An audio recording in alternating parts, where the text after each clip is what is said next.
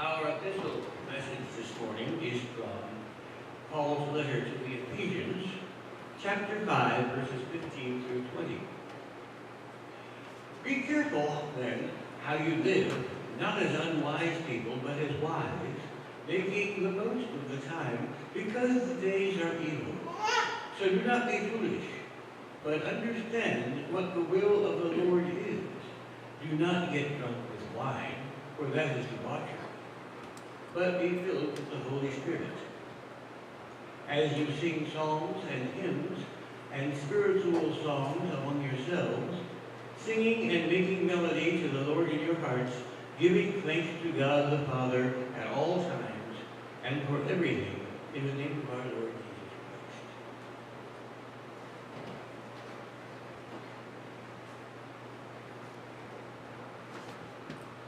Our gospel reading comes from the Gospel of John, chapter 6, verse 51 to 58. I am the living bread that came down from heaven. Whoever eats of this bread will live forever. And the bread that I will give for the life of the world is my flesh. The Jews then disputed among themselves, saying, how can this man give his flesh to eat? So Jesus said to them, very truly I tell you, unless you eat the flesh of the Son of Man and drink his blood, you have no life in you. Those who eat my flesh and drink my blood have eternal life. And I will raise them up on the last day. For my flesh is the true food, and my blood is the true drink. Those who eat my flesh and drink my blood abide in me, and I in them. Just as the living Father sent me, and I live because of the Father. So whoever eats me will live because of me. This is the bread that came down from heaven, not like that which your ancestors ate, and they died, but the one who eats this bread will live forever. May we hear and understand what the Scriptures are teaching us today.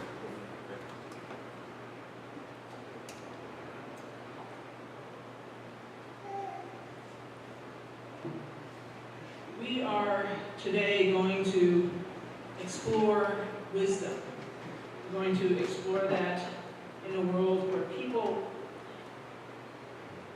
know people who are smart, but aren't sure if they know anyone who is wise.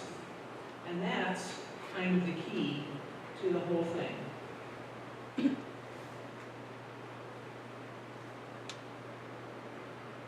How many times have we looked at Facebook and seen a meme and we think, oh, that is just crazy clever. The person who did that is just so smart. Now, we see these things, and then we kind of stop and think. And we realize that whatever the meme is, unless it's kids or something, unless it's probably meant to make fun of something, or to exploit something, or to express some kind of anger or frustration. Some of these things are okay, but then sometimes they twist the truth, right? You look at the meme and you think, I'm mad about that.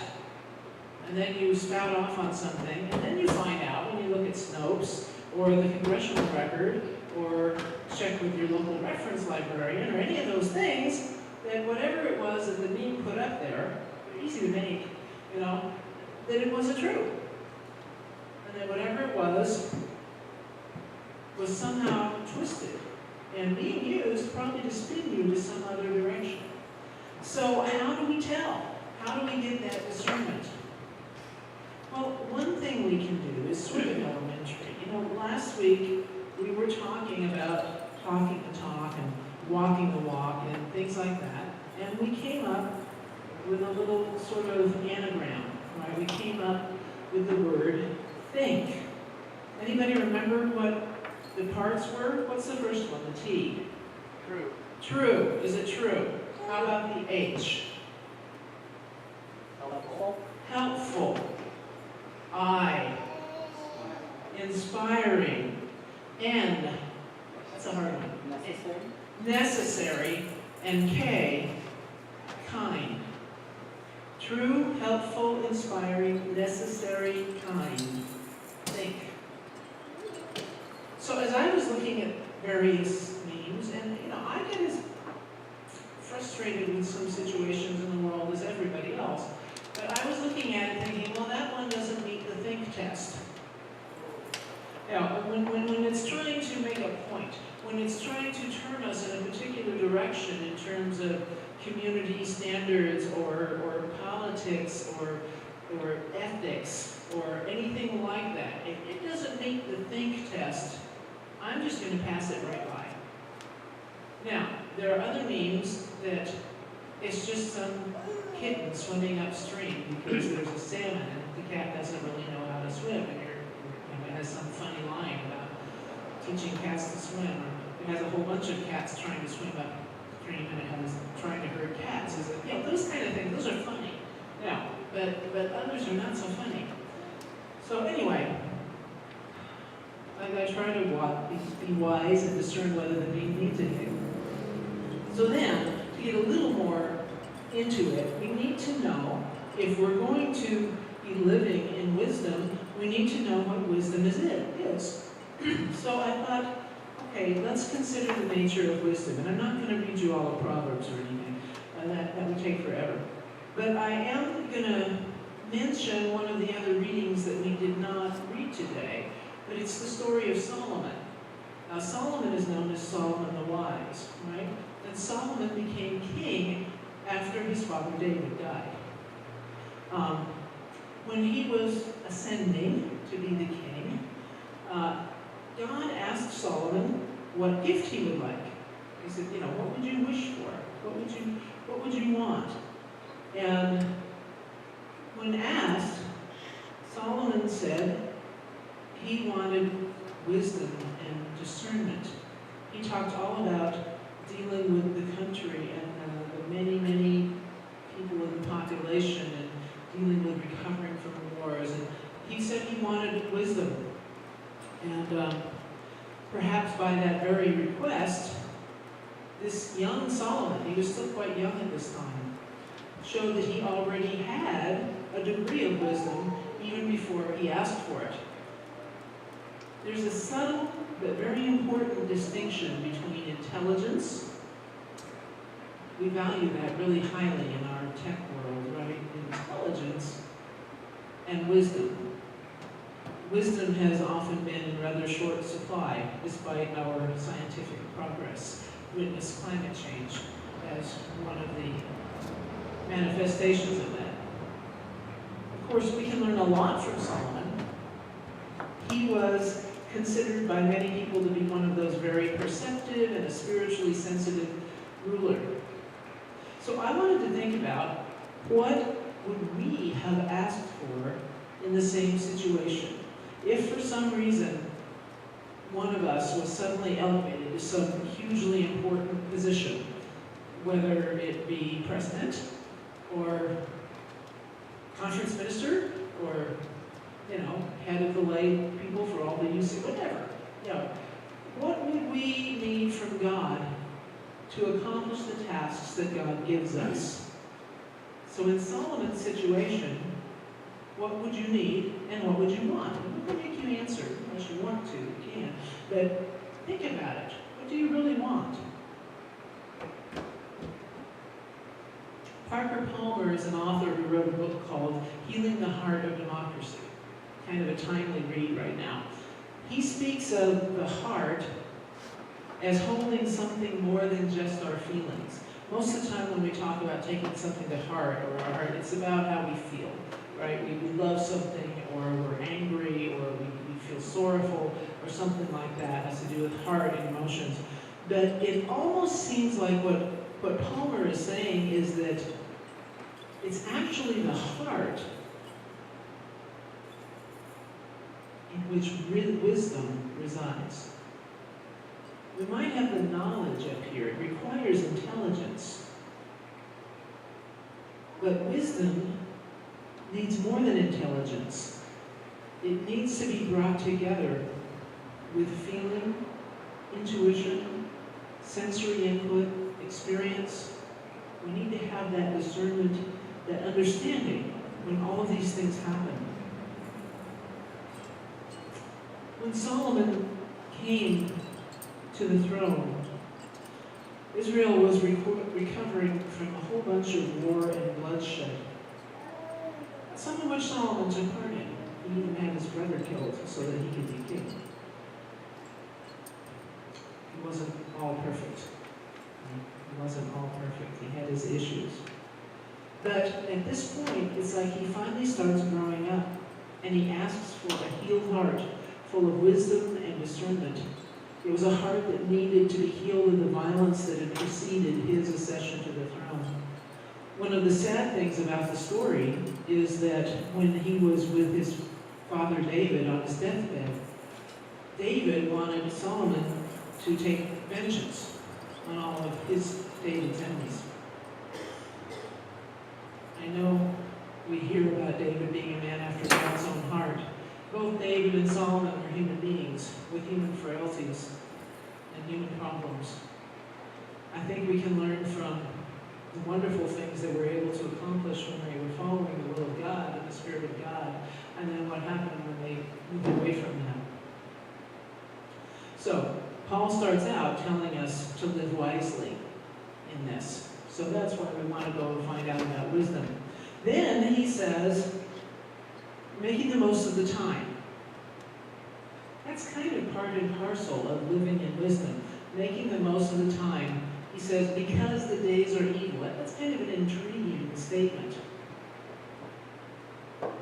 In our culture, we've even seen things like carpe diem, right?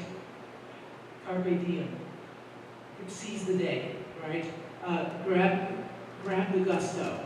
Cram your time full. Stay busy. Maximize your life. Sometimes making the most of things in the eyes of the world, like pushing as many activities in as you possibly can do, doesn't work. Sometimes making the most of your time might actually mean being still. It might actually mean wasting time in things like prayer and worship. There's a Greek word in this, eschorazo, when he's saying making the most of the time. And it implies to buy, or buy up, or even to buy something to gain its release from where it is. Like you might buy the birds so that you could free them instead of killing them. You might buy a slave so you can free the slave instead of making them continue to be a slave. So this word is used in here when he's talking about buying time, making the most of your time. And it struck me that we need to take this time and then do something wise with it. We need to buy it away from whatever has a grip on it. Entertainment, corporate life, fear, anxiety. Paul says the days are evil, and this is back when he's talking to Ephesians. In Solomon's time, there were some evil days to overcome. And right now, we have our own problems with evil days. All set, let's go. For me, that makes it worth exploring. How does our time get strangled? How do we lose the ability to just come together and sing to each other and enjoy the presence of God? He says, don't be foolish, but understand what the will of the Lord is. Be mindful and aware of the Spirit in your life, in your heart and in your mind. When Solomon asked for wisdom, here's what God said. Because you have asked this, and have not asked for yourself long life or riches, or for the life of your enemies, but have asked for yourself understanding to discern what is right, I now do according to your word. Indeed, I give you a wise and discerning mind. No one like you has been before you, and no one like you shall arise after you. I also give you what you have not asked, both riches and honor, all your life. No other king shall compare with you. If you will walk in my ways, keeping my statutes and my commandments, as your father David walked, then I will lengthen your life. So God was happy that Solomon asked for wisdom. Now for the next part. Paul says, do not be drunk with wine, but be filled with the Spirit. Right? He adds, for that is debauchery. But be filled with the Spirit. It's not, don't do this, with a period. There's a comma in there. Don't do this, but instead, do this other thing. It doesn't stop after do not be drunk. See, they're interrelated. Why do people drink? I drink wine. I'm not a teetotaler. I'm not a prohibitionist, right? They drink to feel happy, to feel relieved of stress, to feel relaxed. They drink to achieve what the Holy Spirit is supposed to provide. Joy, good company, recovery from a bad day, celebrating a good day. I'm still going to drink wine. But Jesus turned water into wine. Once in a while I have a margarita. I like them. But he's saying do not be drunk. Don't try to achieve that spiritual joy in your life by getting drunk. It's not going to do it for you. Alcohol plays an outsized role in many lives. Much of it is destructive and actually can sub in and block our way to the Holy Spirit. Again, I'm not saying we can't have a drink. Relax, enjoy, have fun. But what we're learning here, that drink and getting drunk isn't a valid substitute for experiencing the peace and joy of the Spirit of God. I know of a church that tried kind of a cool program a few years back. This was out in Florida. They asked people to give up alcohol for Lent. And then to take the money that they would have spent on beer, wine, cocktails, and contribute it to something they call the Spirit Fund. Spirit Fund, yeah. Which would then go to support recovery ministries. I'm told that there were huge wrestlings about that, and lots of conversations, but they did it. And then my pastor friend in Florida says that 4 people went into treatment programs because of what they did. Kind of impressive, you know, kind of a neat thing. And finally, at the end of this chapter, Paul tells us to sing to one another. How great is that? That's kind of cool. It's not hard to understand how uplifting that can be. And I'm sure that many of you have seen, I looked for the video and I couldn't find it fast enough to bring it up here, but you've probably seen the stories of people in nursing homes, convalescent hospitals, who have been without energy, totally unresponsive. Their memories and their life seems to be slipping away from them. And then someone comes up with a bright idea to bring them their music. Like if they're a World War I or II veteran, they bring them Boogie Woogie Bugle Boy or whatever. But the music of their time and their youth. And I remember seeing a video of someone I was looking for who was just kind of sitting in a wheelchair doing nothing. And then when he heard this music, they put it on an iPod and headphones on. He became just alive, energetic, animated, started standing up and moving around. He was remembering people. He was restored. It's amazing what music and singing for each other can do. There was a minister, this is another minister, this guy's in Louisiana. His name is Tom Long. And he told a sermon, and I was lucky enough to be there when he told it. I can't believe I remembered this sermon. Anyway, he talked about visiting an older person in the hospital who'd been really unresponsive and just kind of laying in the bed. And his family gathered around the bed and started singing some old hymns. The man's eyes, in Tom's words, flew open, and he smiled and joyously sang along as best he was able. The sort of sweet, sad ending of that is that he died not long after that. But he had finally had this restorative, joyous interaction. So Tom said he left the hospital, and called up his non-church-going son and said, okay, you have to learn these songs, anticipating a day later when he might need to hear them in his own hospital bed. I thought that was kind of a cool story. So, singing our songs is good. As we try tying things together and living in wisdom, a few more things from Solomon and our other lessons. Wisdom is about relationship. In Solomon, we see his intimate relationship with God. He talks with God in his dreams. It's this relational, biblical wisdom that is also ethical and emotional. It's probably more like what goes today by emotional intelligence rather than something from an IQ test. He had his weaknesses, Solomon did, especially about women.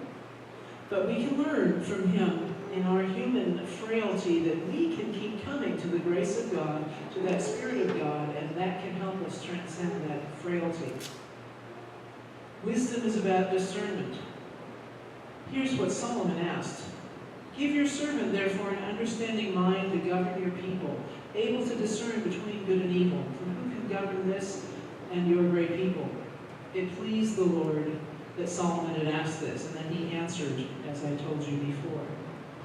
Would that our own leaders would truly seek wisdom and discernment. Some do, some don't.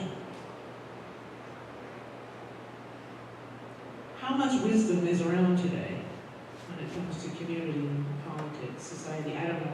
We live in a society that claims to be built on separation of church and state, not like Israel's theocracy of Solomon's time, but often still brings religious beliefs and claims of authority into the political arena.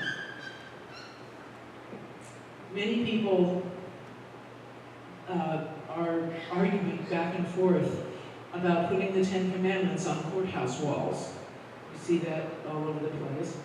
It's a mark of our religious faithfulness. But others say, but that's not my religion. Or they expect political candidates to speak fervently of their faith life and tie that in. It's not that I don't want a faithful man, even a Christian man, in office here. I do. I want someone with wisdom and discernment who will truly follow in the steps of Jesus and who will exercise the Spirit of God in their ruling. But I also believe strongly in that separation and in the freedom of religion that we enjoy. This month, a Religious Liberty Task Force has been announced, and many people, including people of deep, deep faith, have reservations about it. They don't think it's going to work because what if the religious convictions and interpretations of some people on this impose and restrict the religious convictions of others who do not share them? It's a scary thing, and people that are being put on it are kind of scary. True faithfulness, walking in wisdom in God's way, what is that? There's a lot of arguments raging on. What is it? What's true faithfulness? Our nation somehow is failing to make sure that all of God's children have the basic goods of life. We can try our best to help, to step in, but as a nation we tend to neglect the widow, the poor, the foreigner in our midst that we are commanded to take care of, those who are most vulnerable and in need. It was exactly what God commanded us to do, to care for each other in both the Old and the New Testaments. And aren't justice and compassion the gospel values preached and embodied by Jesus, the one whose wisdom we desire? I wonder what Jesus would have to say, if anything, about engraving commandments in stone when the heart of God's law is broken all around us. What would he say about the separation of children from their parents? And then, on the other hand, what would it look like if every leader exhibited integrity of heart and uprightness in their decisions? Not just religious or pious talk, but deeply felt concern on behalf of all God's children.